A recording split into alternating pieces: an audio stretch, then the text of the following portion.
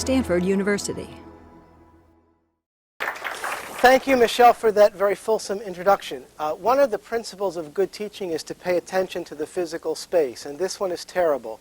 So what I'd like you to do, if you will, is people who are seated in the back move forward a little bit, and there's also a couple of seats up here, and I'm going to stand, but not use the microphone.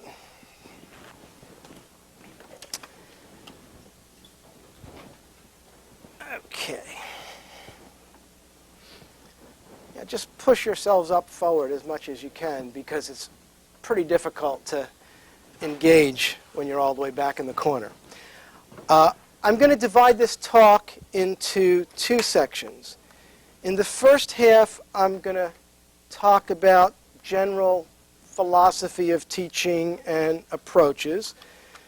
And in the second half, I'm going to show some techniques, one of which is derived directly from something I do in teaching History 288, Palestine and the Arab-Israeli conflict. And the second of those will be something more recently, a little surprise out of the hat. Let me begin on a personal note.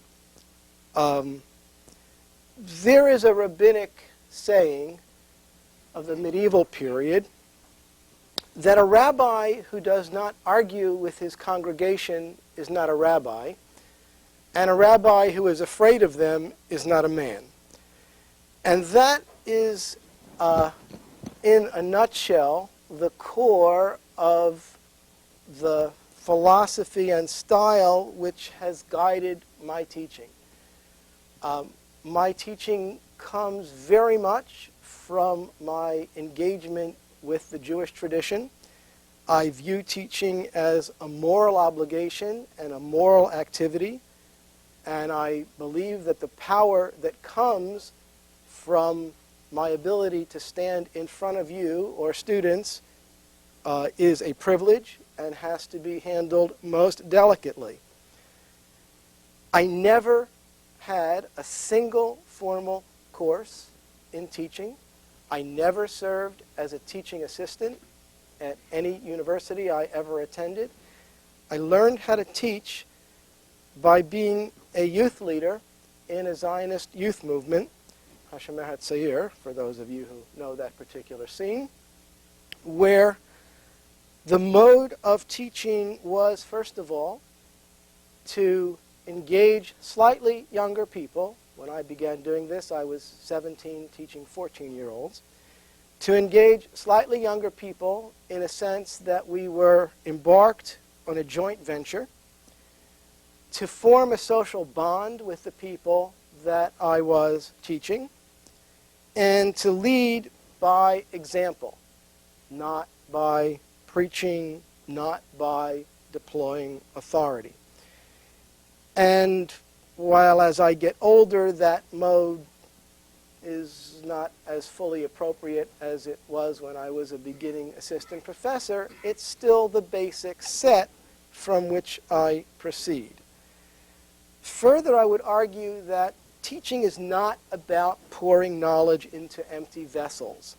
There's a lot of talk at Stanford about creating new knowledge and language like that, which I personally find very distressing because it projects, I think, an erroneous conception of what knowledge is. Certainly of what humanistic knowledge is, but I think also probably in the sciences as well, if I dare to trespass in an arena about where I know nothing.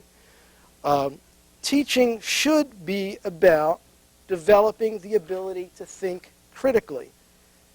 That does not happen without some discomfort. It requires people being willing and being led to challenge received truths. A student who graduates Stanford after having been here for 4 years and who has the same view of the world that he or she had when he arrived has learned very much.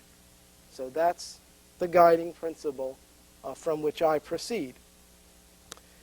Generally speaking, lecturing is the least effective way of teaching. So why are we doing this way? I always ask myself, why do we do this? We know this is the least effective way of doing it, but we keep on doing it. For that reason, the course that I'm going to specifically speak about, Palestine and the Arab-Israeli conflict, actually has two modes.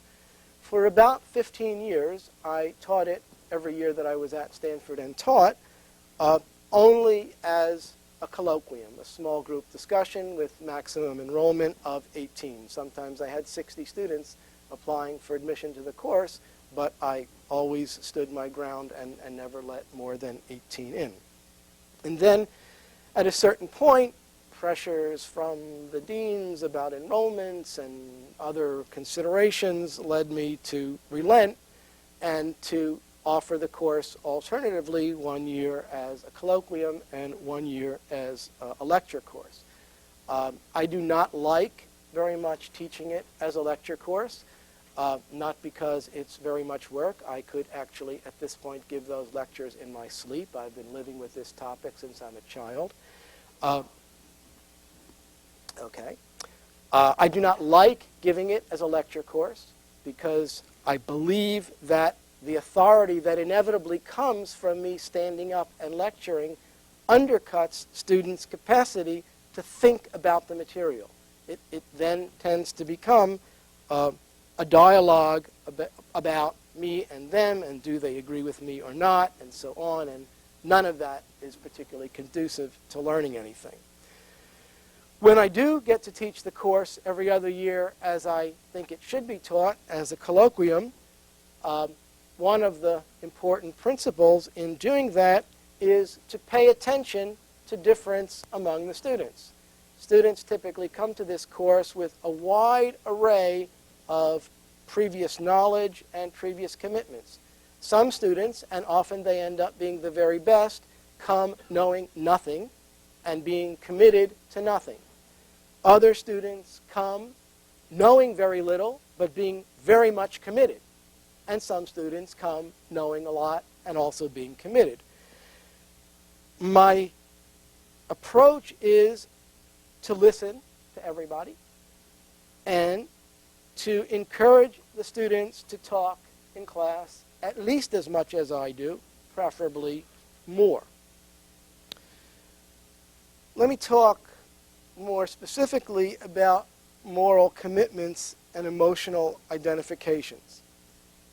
In my view, moral commitment and passion are a good thing. I have it. Why shouldn't students have it? It's why I do what I do. It's what motivated me to do it. So it would certainly be unfair and unreasonable, to say nothing about unrealistic, to expect that students would leave their moral commitments and emotional identifications outside the classroom when they come to address this or any other topic. Teaching and learning should not require abandoning one's identity. So if people have a strong emotional commitment to one identity or another, that's fine, and that should be part of the learning process. Teaching and learning may, however, require raising critical questions about what you think your identity is or ought to be. Now, if you allow moral commitment and emotional identity into the classroom and embrace it as part of the process, it raises a question about what one might mean by objectivity. I would argue that the notion of objectivity is a fallacy. It presumes that there is some Archimedean point outside actual society, and from that point we can judge the truth or the falseness of certain propositions. Humanistic study these days, by and large, doesn't embrace this principle. Social science is divided about whether it does or doesn't want to embrace this principle. These days, people who strive for it in one form or another are in the ascendancy, but that wasn't always the case. Science, of course, is heavily premised on the notion of objectivity, but most of what we learn from the discipline of history of science shows us that objectivity has not exactly guided much of scientific research and argumentation. I would invite you to read, for example, James Watson's book on the discovery of DNA, the double helix, or Thomas Kuhn's book, The Structure of Scientific Revolutions, which demonstrate that science isn't nearly as scientific as some scientists like to maintain. Objectivity, or balance, often means opinions corresponding with our previously existing prejudices. Think about how you typically determine whether you think someone is being objective or balanced. You have a certain notion of what the parameters of acceptable opinion are, and someone who's roughly in the middle you'll call balanced or objective. But if you take the case of an ethnic conflict like that between the Israelis and the Palestinians, the proposition that truth or objectivity stands at some midpoint between the claims of one side and the other has absolutely no epistemological rationale whatsoever. I mean, it's purely arbitrary to determine that. There's no reason whatsoever that one or the other side might not be entirely or mostly right, and that the balance of rightness or wrongness, however you determine that, might lean heavily one way or the other. And moreover, objectivity, especially in the case of ethnic conflict, is heavily determined by the particular social circumstances that you live in. So what is considered objective in Israel is an entirely different thing than what is considered objective in Palestine.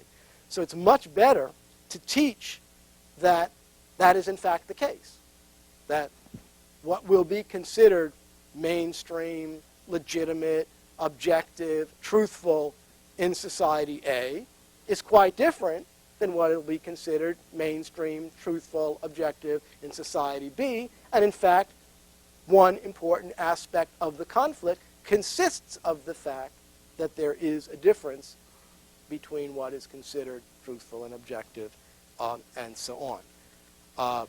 I think that teaching that difference and insisting that whether or not students agree with A or B, that they learn to acknowledge, okay, this is the range of opinion, this is the mode of thought, this is the political, historical rationale that prevails here, and it's different there. That itself, if that's all I've been able to teach students, I hope that I've been able to teach them a little bit more than that, but if that's all I've been able to teach students in this class, I think that's an important achievement, because we in America tend to be extraordinarily centered on ourselves and to believe, as Condoleezza Rice wrote in the article she published in Foreign Affairs during the presidential election campaign, that everybody wants what we want and what we do and think are the universal norms. Sorry, but it ain't so. So in teaching this class, I think it's essential to respect and acknowledge students' differences and moral commitments and emotional identifications. I also acknowledge my own. And I also make it very clear that any student who disagrees with me and presents even a shadow of a coherent reason why is going to get an A in the class. Because I don't want grades to be a factor interfering with the process here. I mean, frankly, the whole grading process makes me a little bit nauseous most of the time, and especially seeing how during the 90s Stanford students have become even more careerist and grade-grubbing than ever before. So I just eliminate that problem by telling them up front, if you disagree with me, you're getting an A. Now let's get real. I do not claim to have absolute authority. I do not assert that what I am saying in class is absolute truth. I invite cajole and, in some cases, use a little bit of coercive power to students to subject their pre-commitments, both their moral commitments and their emotional identifications, to the test of historical evidence and argumentation. So I'm trying to hold the stick from two ends, as it were. On the one hand, to maintain that there is no objectivity, that there is no absolute truth, that everyone's position in the classroom is to be respected and valued, and on the other hand, to subject everyone's position to some scholarly test in which the historical tools of evaluating evidence, of evaluating arguments, of determining what evidence will support what argument, why one argument is to be preferred over another argument, and so on. All of the standard techniques of the historical discipline should be brought to bear on this kind of situation. Now, I'm going to do now the two practical things that I promised you. One is an exercise that I do at the beginning of the quarter every time I teach the class, both in the colloquium format and in the lecture format. And the story goes like this. We normally presume that photographic evidence is unequivocally accurate, absent doctoring photographs and Photoshop and all that late 20th, early 21st century stuff. But the presumption is it's in front of the camera, therefore it's there. And so I go through this routine to raise questions about perspective and objectivity.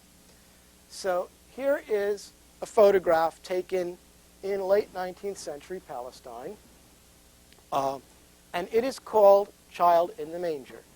And I won't do the Socratic dialogue part with you, but asking the students what's here and so forth and so on. And obviously, this is a modern reproduction of the three wise men and the baby Jesus in the manger. And the point of this is to note that the standard Western point of view of Palestine is through the prism of the Bible. And for non-Jews, that is the majority of Westerners, it's through the Christian Bible. And then we go on to ask, what's the likelihood that these people were actually doing this as a candid shot? No, this is obviously a posed photograph. Some Western photographer, we don't know the name of the photographer in this case, came and posed these Palestinians in this way in order to convey a certain impression about what was happening in Palestine at this time. Now, the next shot is not a photograph because it's done pre-photographic period. This is rather a lithograph, and as the caption tells you, it is the view of Jerusalem from the Mount of Olives drawn by the German artist Luigi Meyer, and the Dome of the Rock is in the foreground here, and the Church of the Holy Sepulchre is in back of it here. And the point of the lithograph is that the relative size of the two buildings is completely distorted. Anyone who has ever seen a picture of Jerusalem from this angle, and I'll show you one in a minute, will know that the overwhelming dominant feature of the landscape from this angle is the Dome of the Rock, and you can barely see the Church of the Holy Sepulchre. So what this perspective is telling you is essentially an extension of the point of view in the photograph, which is a Christian perspective in which the central structure in the Christian tradition, the Church of the Holy Sepulchre, the place where Jesus was crucified and buried, has to dominate the landscape rather than the Muslim structure. Moreover, it was the common Christian view in the 19th century, and especially among evangelical Protestants who began to go to Palestine in large numbers during this period, was the common Christian view that the Dome of the Rock was not a Muslim structure originally at all, but rather that it had been a Byzantine church, the Church of St. Procopius, which had been taken over by the Muslims when they conquered Palestine in the 7th century and then transformed into a mosque. This is absolutely, totally mythological and fallacious. No historical evidence for that view whatsoever, but it was promoted in all of the standard Christian travelogue books, including one by David Roberts, who is the lithographer of the Holy Land and Egypt in the late 1830s and 1840s, and who was also an evangelical Protestant, as were so many travelers to the region in this period. Now, the next view is a photograph, and is the photograph of the Luigi Meyer. I mean, this is the same perspective, and that's what it looks like. That's the Dome of the Rock. Totally dominates the landscape. You can barely make out the Church of the Holy Sepulchre. It's actually there. You can see the little bit of the tower, but you can barely make it out in the horizon. Now, not only is this, in a sense, the more accurate view in the narrow sense that it gives you the correct proportions between the two buildings, but this is not accurate and truthful in and of itself, because this is also the classical Palestinian view of the city. Any Palestinian calendar, poster, whatever of Jerusalem is more likely than not going to have this view of it. And this view of Jerusalem stresses its Muslim and its Arab character. You do not see that this plaza here on which the Dome of the Rock stands is the Temple Mount in the Jewish tradition. And you certainly do not see that on the other side of the plaza is the Western Wall, the retaining wall of the Second Temple, which since the 17th century has become an important object of Jewish worship. So this view of the city is, on the one hand, technically and narrowly accurate in that these are the buildings and in their proper proportion, but it is also a view of the city which obscures the Jewish presence and attachment to the city, highlights the Muslim and Arab aspect of the city, and also puts far in the background the Christian presence and attachment to the city.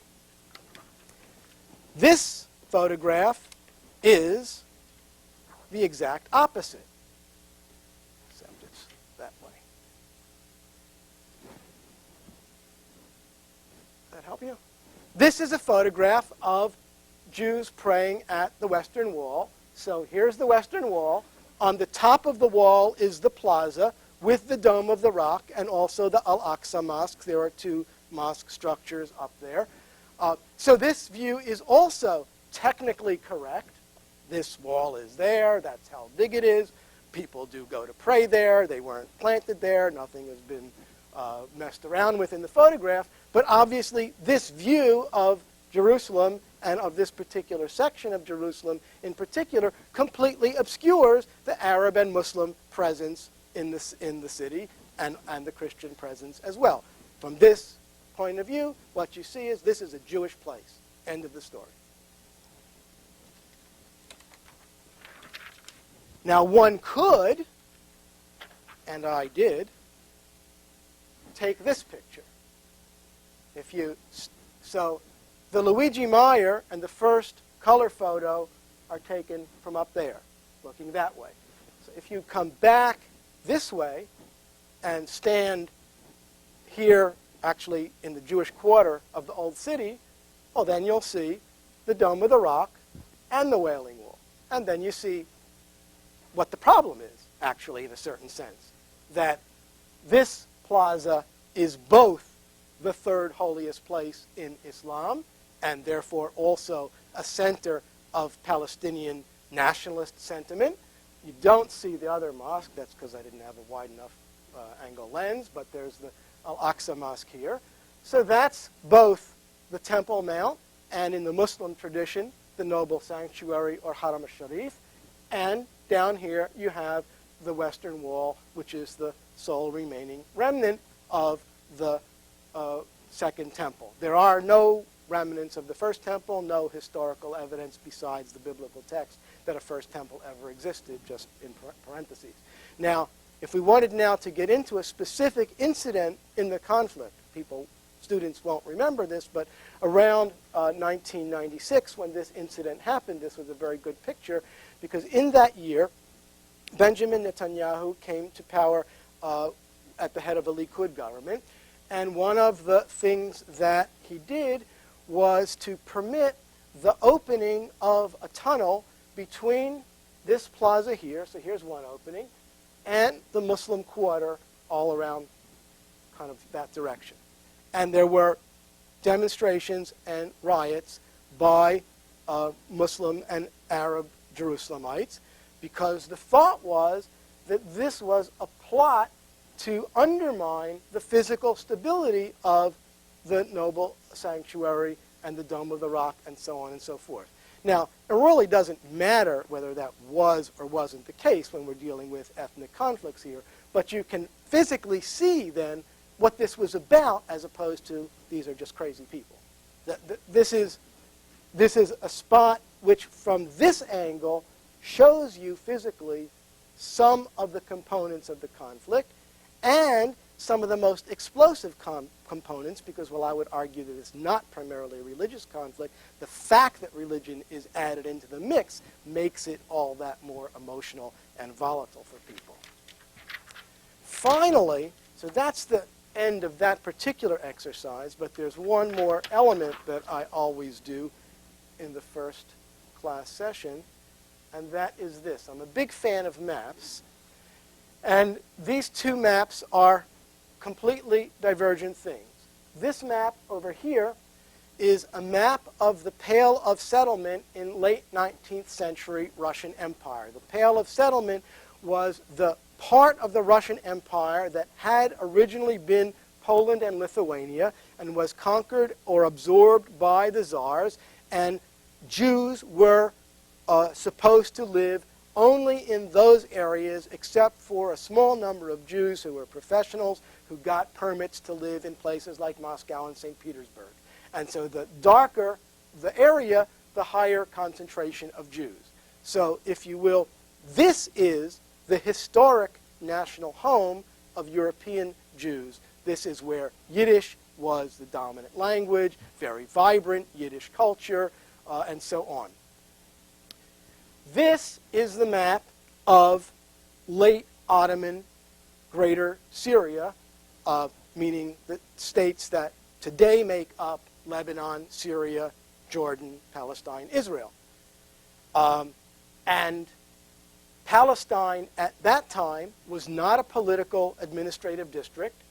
It was the area that became Palestine after World War II was comprised of three sub-districts. Sanjak is sub-district, Sanjak of Acre, Sanjak of Nablus, and an independent Sanjak of Jerusalem, which reported directly to the Ottoman capital in Istanbul, because the Ottomans knew that Jerusalem was already a problem.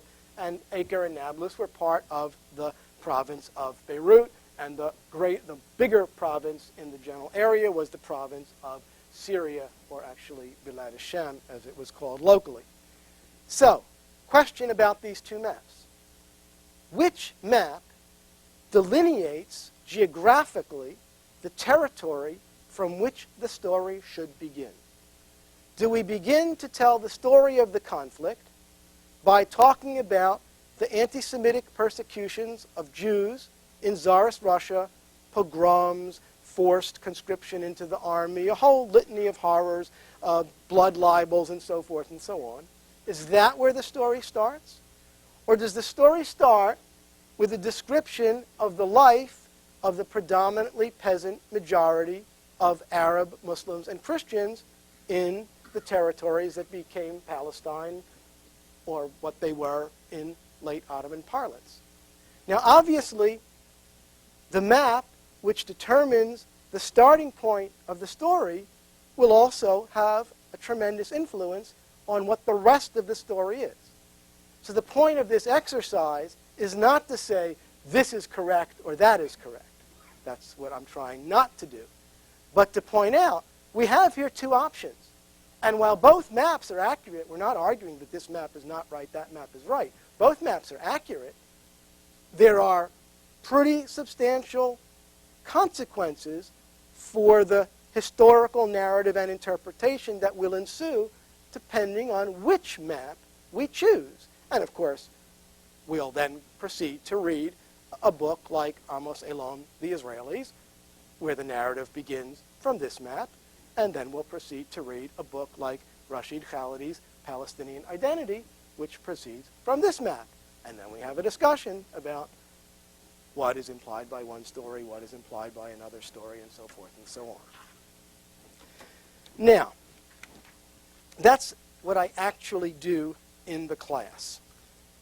Now, I want to extend that to something that happened on campus last week, because one of the things that I'm always trying to do, not only in this class but in others as well, is to grab stuff from newspapers and to bring it into class and say, well, look, you thought that we were just talking about history and that's past, that was then, this is now, but actually things are connected.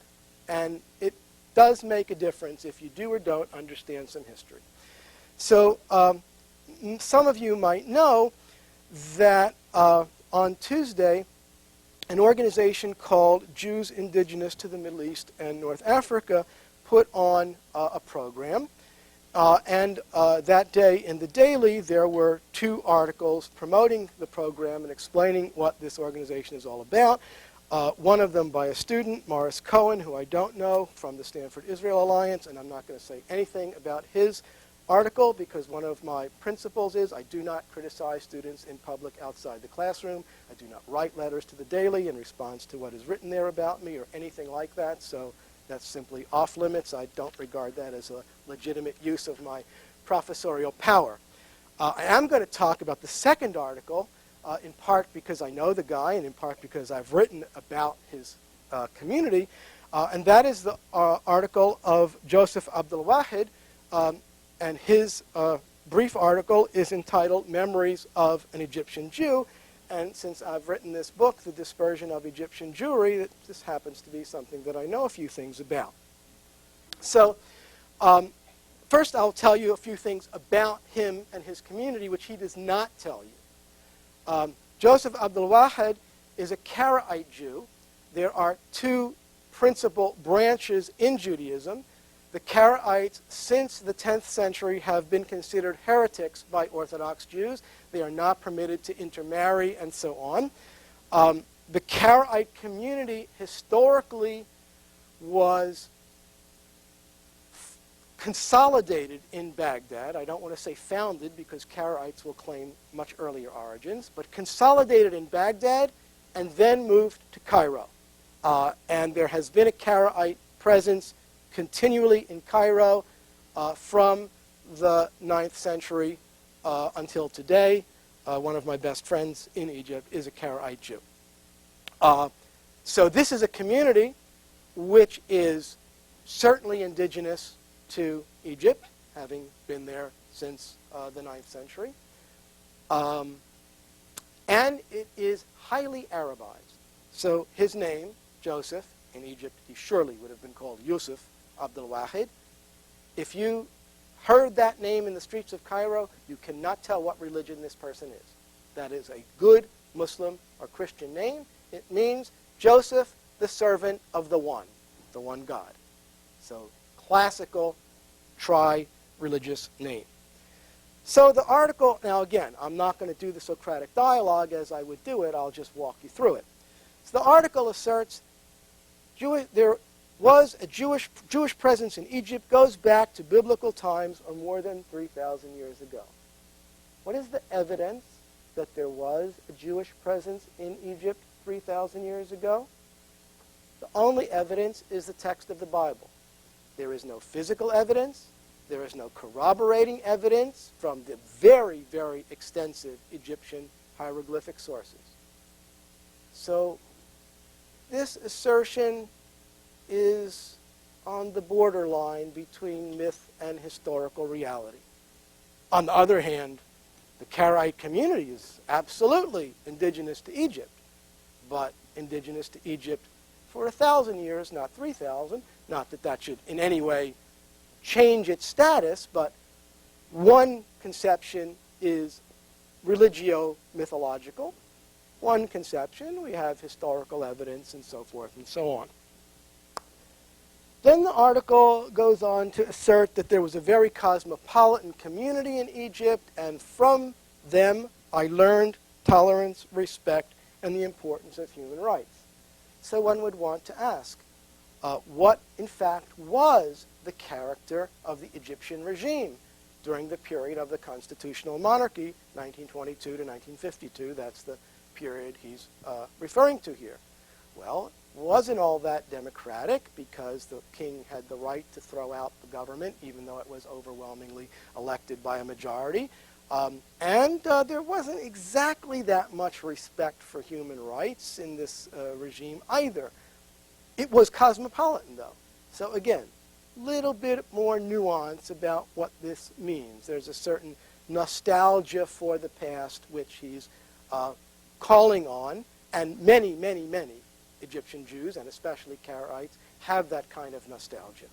But then this happy golden age ends because from 1945 onward, bombings killed many Jewish people, rocked the Jewish part of Cairo, the Harat al-Yahud. The Harat al-Yahud is the Jewish neighborhood. So I would ask, okay, how many bombings? Under what circumstances? What happened? So here I'll just quote from the book. The first indication that there might be a popular base in Egypt for militant anti-Zionism spilling over into anti-Semitism was the anti-Jewish rioting of November 2nd and 3rd, 1945. In mid-October, the Front of Arab and Islamic Associations, including Young Egypt, the Muslim Brothers, and the Young Men's Muslim Association, called for demonstrations and a general strike on the anniversary of the issuance of the Balfour Declaration, a traditional Arab day of protest against Zionism. On November 2nd, thousands of people marched to Abdin Square in Cairo, where they were addressed by the Supreme Guide of the Muslim Brothers, Hassan al-Banna. Following the rally, some demonstrators entered the Jewish quarter and attacked bystanders, shops, and synagogues. The rioting continued the next day and spread to the modern European sections of Cairo and to Alexandria, where its main victims were non-Jews. 6 people were killed, several hundred were injured, and dozens of Jewish, Coptic, and Muslim-owned stores were looted. The most serious incident was the burning of the Ashkenazi synagogue in Cairo's Muski quarter. If we believe that there is a logic to the collective action of crowds, the selection of this target suggests that the most vulnerable Jews were those most closely identified with Europe. In other words, in 1945, not the Karaite community at all. They were untouched by those riots. Prime Minister Anukrashi, King Farouk, and the Secretary General of the newly formed League of Arab States, Abdurrahman Azan Pasha, all denounced the violence against Egyptian Jews. The king invited Chief Rabbi Chaim Nahum for an audience, and the Prime Minister visited some of the riot sites. Most of the Egyptian press also condemned the riots. Egypt's leading political figures opposed the assaults on Jews, largely out of fear that such attacks might destabilize the regime and strengthen their political opponents. Such self-interested motives are often more reliable in political life than pious statement of principle. But political self-interest is also subject to recalculation in changing circumstances. Then he talks, well, let me go one more bit about the rioting, because he's talking about also 1948. So here's 1948. During the summer and fall of 1948, Jews and their property were attacked repeatedly. On June 20th, 1948, a bomb exploded in the Karaite quarter of Cairo. This is the first time that Karaites were subject to the violence, so this is where his personal history comes in, killing 22 Jews and wounding 41. Several buildings were severely damaged. The Egyptian authorities unconvincingly blamed the explosion on fireworks stored in Jewish homes and antagonism between Karaite and Rabbinite Jews. Al-Ahram, that's the leading Arabic daily, reported that the police and firemen reacted to the fire quickly and effectively, but Jewish witnesses on the scene testified that the response of the authorities was sluggish and negligent. Reports and commentary on the incident in Al-Kalim, that's the Karaite newspaper, were heavily censored. The editors left blank spaces in several articles following the bombing to protest the government's handling of the incident and the censorship. On July 15th, Israeli planes bombed a residential neighborhood near the Quba Palace in Cairo, killing many civilians and destroying many homes. The attack took place during the Ramadan iftar, the breakfast meal, which undoubtedly amplified the anger of the victims, who began an angry march on the Jewish quarter. On July 17th, the Egyptian authorities reported a second Israeli bombing, but there was no actual attack. Volleys of anti-aircraft fire were discharged, perhaps to compensate for the army's failure to mount a defense against the previous bombing raid. In the tense atmosphere following one actual and a second alleged Israeli bombing raid on Cairo, the Shikurel and Orico department stores, owned by Jews, located on the fashionable 26th of July Street, were bombed on July 19th. This was followed by bombings of the Ades and Gatenio department stores, also both owned by Jews, on July 28th and August 1st. On September 22nd, an explosion in the Rabbinite Jewish quarter in Cairo killed 19 and wounded 62 victims. The last of the attacks against the Jews of Cairo was the destruction of the premises of the Société Orientale de Publicité, a large publishing and advertising firm that continued to operate during the war. Now, that's, I would suggest, a little bit more nuanced in terms of what happened. And so the point of the whole article and the whole organization is to contend that we had to flee and find refuge in another country.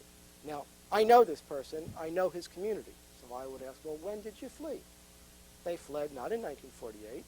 Almost no Karaites left Egypt in 1948, and very small proportion of the Jewish community left Egypt after the 1948 war. Most of those who left after the 1956 war. What happened in the 1956 war? Britain and France and Israel allied to attack Egypt without provocation. Previous to the war, a spy ring and sabotage ring, today we would call them terrorists, of Egyptian Jews organized by Israeli military intelligence had put bombs in various movie theaters, the Cairo train station, and other places. And that event, the people were very quickly arrested and rounded up and put on trial. That event raised questions in the minds of Egyptians about whether indeed there was a difference between an Egyptian Jew and a Zionist, because it looked like any Egyptian Jews could be recruited for Israeli military intelligence and sabotage purposes.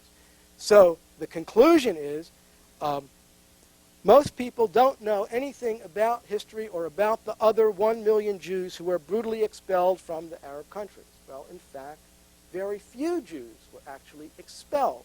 In cases like Iraq, for example, the Israeli government concluded a deal with the government of Iraq to transfer the Jews to Israel, and the Iraqi government did not, in fact, expel them.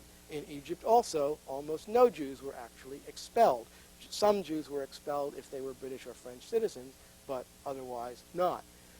So a very, very tendentious article from the historical point of view. On the other hand, this is absolutely the way a certain sector of Middle Eastern Jews, actually not very many Egyptian Jews, though, this is unusual for Egyptian Jews, but this is the way a certain sector of Middle Eastern Jews view their history, and it's now put up against, well, there were Palestinian refugees, and they weren't absorbed by the Arab countries, but these are these Middle Eastern Jewish refugees, but they were absorbed by Israel, except that this person was not absorbed by Israel. He lives in the Bay Area, which is the location of the only Karaite synagogue in the world outside of Israel and Cairo, except the ones in Cairo no longer function. Okay. That gives you some flavor of the intensity of the topic and ways to deal with it. Let me just open it up for questions and comments. Yes?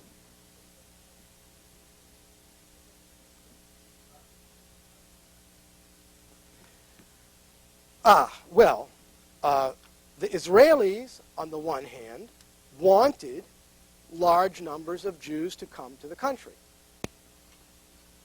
And on the other hand, as the Arab-Israeli conflict intensified, some of the Arab countries were not happy to have large Jewish populations. And as the Iraqi political scene was becoming more polarized, that arrangement was made. The Iraqi Jewish community was resident in Iraq even longer, according to actual historical record, rather than myth, than the Egyptian Jewish community.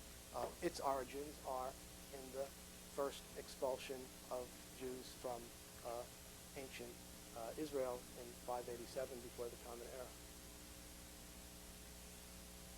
Yes.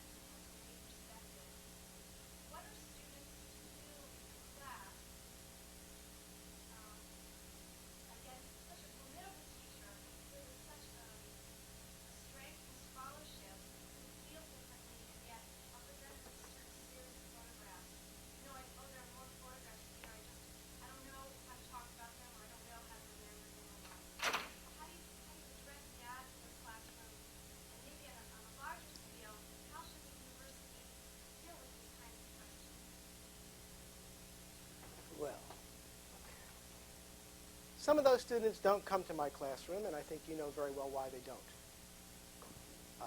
Although, to my view, that's a great tragedy. And as I said before, any student who has even half a coherent argument and disagrees with me, they get an A. So the element of coercion, insofar as I have any control over it, is removed. I'm very clear about announcing that in the beginning of the class.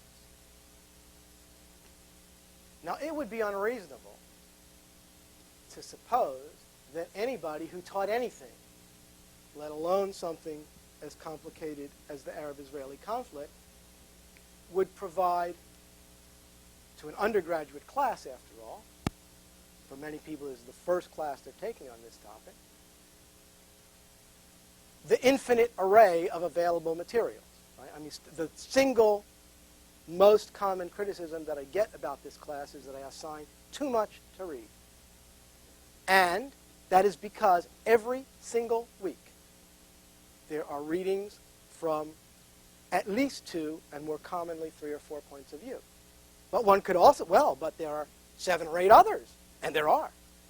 But there's a physical limit here.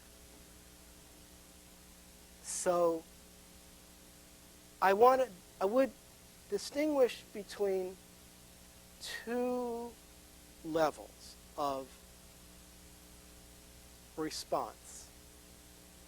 A student who feels uncomfortable and is unable to articulate that discomfort, but nonetheless knows that I'm wrong or that something is wrong, I have 2 responses to. On the one hand, when I was learning this material myself, I very often cried. So I empathize with whatever emotional issues come up for anybody in dealing with this topic. On the other hand, while I empathize with and acknowledge and respect those emotions, and would even encourage such a student to express him or herself in some way in class, although it's practically speaking not likely to happen,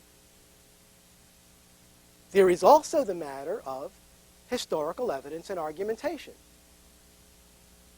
So we are here at the end of the day to subject our emotions in a history class anyway, to the criteria of historical evidence and argumentation.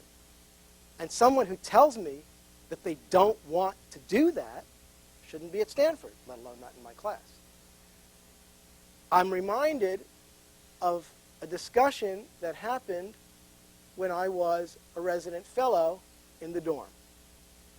And some students in the class wanted to in the dorm wanted to put up a Christmas tree in the lounge. Not personally my favorite idea. Other students, Jewish students, objected. I said, okay, we're going to have a house meeting. Those people who think we should put the Christmas tree up will present their arguments for why we should have the Christmas tree. Those people who don't think we should put the Christmas tree up will present their arguments for why we shouldn't have the Christmas tree. Then we will have a discussion and vote. Sounds like okay deal to me. So the people who don't want the Christmas tree come and they say, it makes me feel uncomfortable. So I say, yes, but what is your reason for not wanting the Christmas tree? Is it a matter of separation of church and state? Make some argument for your point of view. Don't just tell me I don't like it. So there's a difference between, I'm trying to do two things at once. I want to acknowledge the emotion, but in an academic environment, we are governed by the laws of rationality. I want to see the evidence for the argument.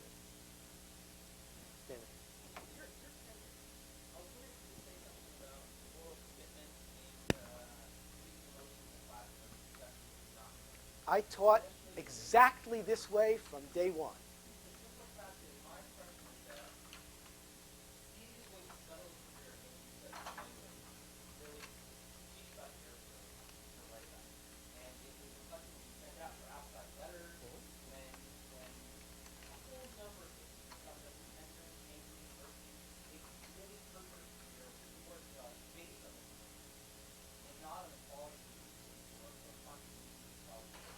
So I am the living proof that you're wrong. But I was last year the president of the Middle East Studies Association of North America, which is the scholarly association for people who work on the Middle East. And I reiterate, I taught this way from day one. Not because I'm particularly brave or whatever. Because as I said in the beginning, I am motivated by my understanding of what Jewish tradition requires. I can't do it any other way. Now, I got good advice from a colleague, now emeritus, Buzz Zeldich from the sociology department, with whom I taught another course back in the days when we had Western culture. And we were teaching a kind of subversive version of Western culture. And at one point he said to me, look, there is no point in trying to be like everybody else around here, thinking that that's what's going to get you tenure. Because then you'll be like everybody else. You might as well be as crazy as you can and just go for it. And then when you come up for tenure, they'll say, that's interesting. We haven't got anybody like that. Maybe we should have one. Now, look, everybody doesn't get away with this, right? You're right. The waters are pretty muddy when it comes to the Middle East and to the Arab-Israeli conflict in particular. But if you don't get up there and say what you think, the whole enterprise is useless. It's just not worth being here. Forget about it. It's a lie. Yeah. Mm-hmm.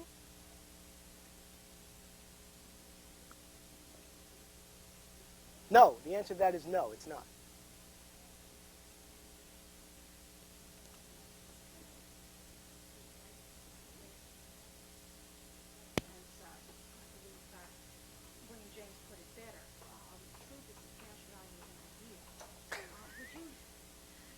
Very good. I like that.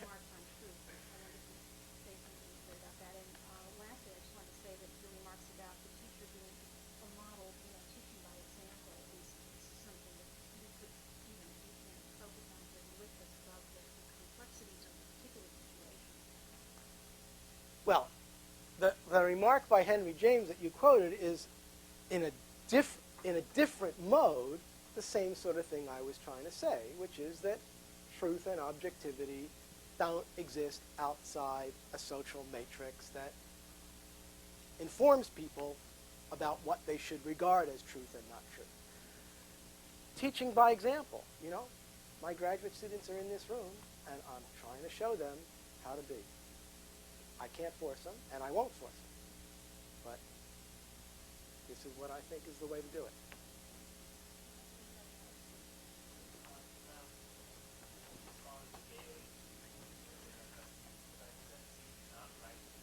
No. If I want to say something, I'll write an article, I'll write a letter. But if, as happened, give you the ugliest story of the last 2 years, October of 2000, a couple of weeks after the current Palestinian Intifada broke out, the history department put on a teach-in. It was organized by the Committee for Undergraduate Studies, but of course they asked me to figure out who should speak. No one on this campus who has expertise on the Middle East and who would speak from a position that was different than mine agreed to speak on the panel. I had them go and ask so-and-so and so-and-so, we won't mention the names, and they all refused for various reasons, whatever they were. So in the end, the panel consisted of myself and Ibrahim Musa, who was then visiting in religious studies. I spoke about what I spoke about. Ibrahim Musa spoke about the historical reasons why Muslims think Jerusalem is important. I mean, I can't even imagine why anybody could object to what he said, because just like, why do Muslims think Jerusalem is important? It's sort of not too controversial. The Daily did not cover the event. So there was no story about what was actually said by whom. The Israel Student Association organized people to come to the event, and they came out in full force, and this is rare. They usually just ignore me because they know they're not going to like what I say, they think. I mean, actually, most of them don't even know what I'd say, but they think they won't like what I'd say. And one of them asked me a question, and as I was answering, he said, you're saying the Israelis are like Nazis. I said, no, that is not what I said. I said that the trauma that the Jewish people suffered as a result of the Nazi mass murder of the Jews created a certain way of dealing with the challenge posed by Palestinians. The next day, there were three letters to the Daily saying that I said that the Israelis were like Nazis. After I had absolutely explicitly said, no, that's not what I said. I chose my words carefully. You distorted what I said. This is what I said. This is what I meant. There were 3 letters, long, long letters. And the Daily editorialized against the history department for putting on this event. I don't respond.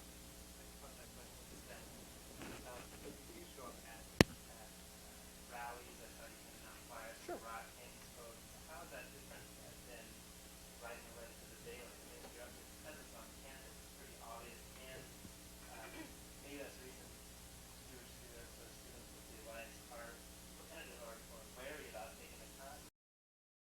For more, please visit us at stanford.edu.